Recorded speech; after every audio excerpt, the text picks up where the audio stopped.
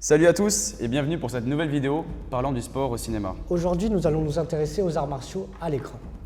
Alors installe-toi bien et bon visionnage.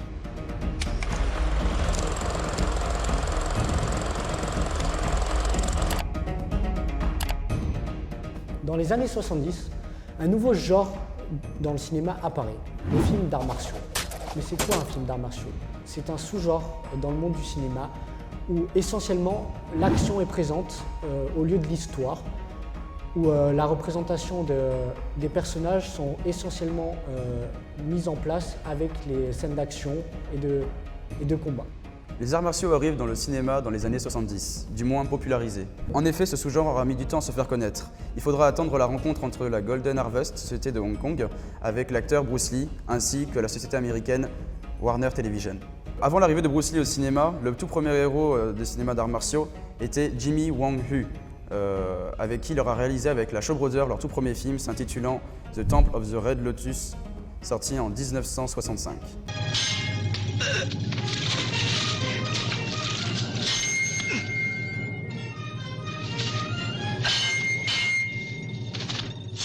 Et pour ce qui est de Bruce Lee, comment il s'est fait connaître, c'est par une démonstration de kung-fu à Long Beach en 1964 qui lui a permis de se faire connaître dans le milieu du cinéma en jouant un rôle de faire-valoir dans une série américaine intitulée The Green Hornets, le frelon vert en français.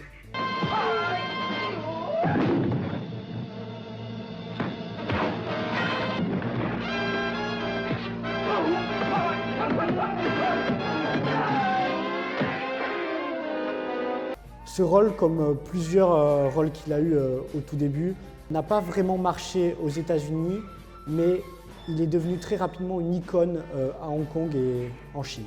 Bruce Lee a été rapidement repéré et invité à Hong Kong par Raymond Chow, un réalisateur local et le créateur de la Golden Harvest. Et c'est en 1971, avec Big Boss, que Bruce Lee eut un gros tremplin dans le milieu du cinéma asiatique et international. Come on.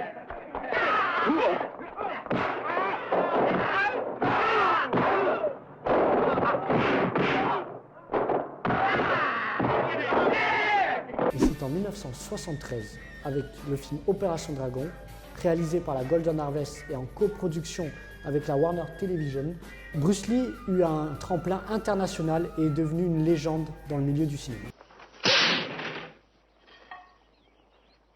Le bois ne rend pas les coups.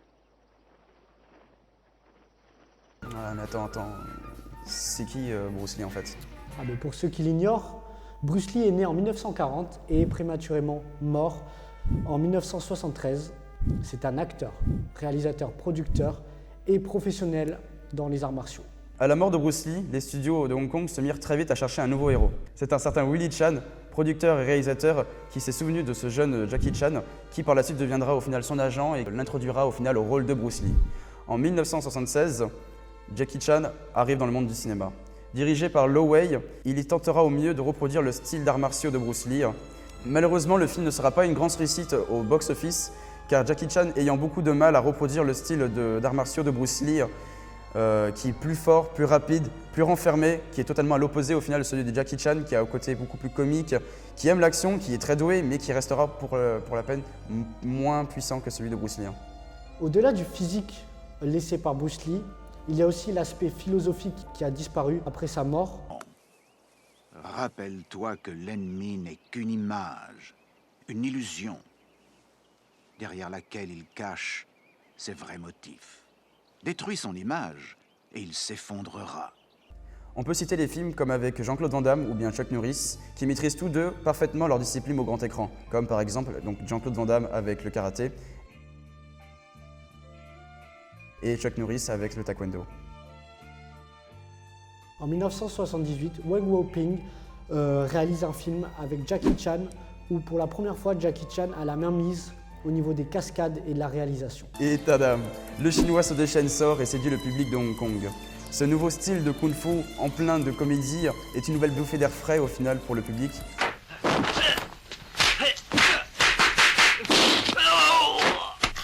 Ça, trouver le serpent.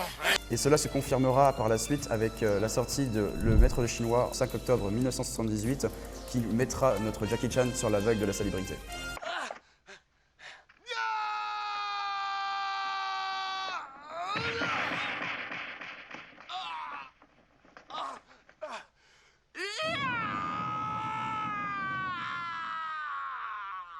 Dans les années suivantes, Jackie Chan va percer dans le cinéma asiatique avec son propre style à lui, avec toujours son côté comique, mais qui ne va pas vraiment passer dans le niveau international du cinéma, puisque quand il arrive pour faire son premier film aux États-Unis, qui est Le Chinois, ça ne va pas marcher du tout parce qu'il n'aura aucune mainmise au niveau des cascades qui seront tout le temps imposées, et même pas au niveau des choix scénaristiques où il n'avait aucun mot à dire.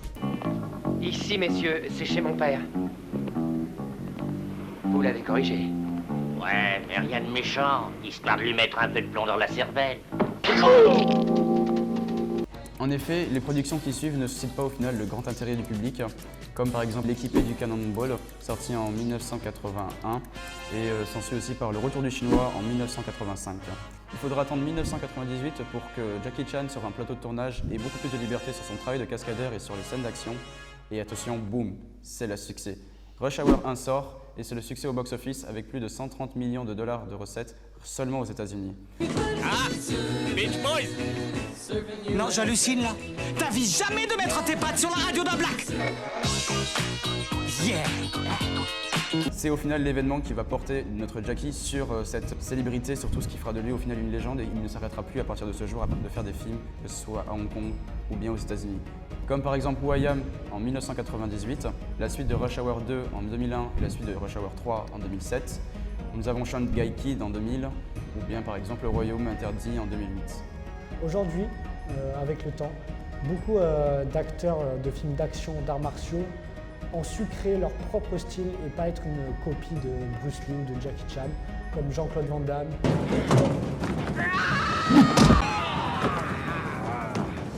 Chuck Norris,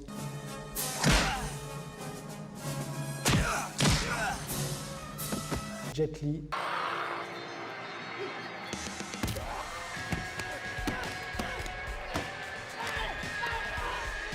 Cependant, certains studios veulent refaire des films d'arts martiaux et d'action à la Bruce Lee, Jackie Chan et tout ça, mais ça se passe souvent très mal, que ce soit au niveau box-office et au niveau des fans, parce que ça se finit par être que des pâles copies en fait, de ces anciens films.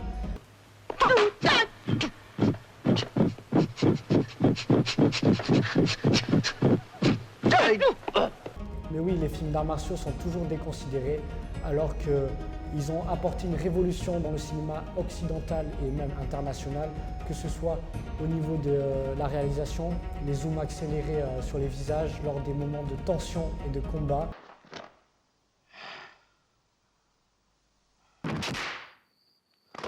Et avec sa queue, il frappe.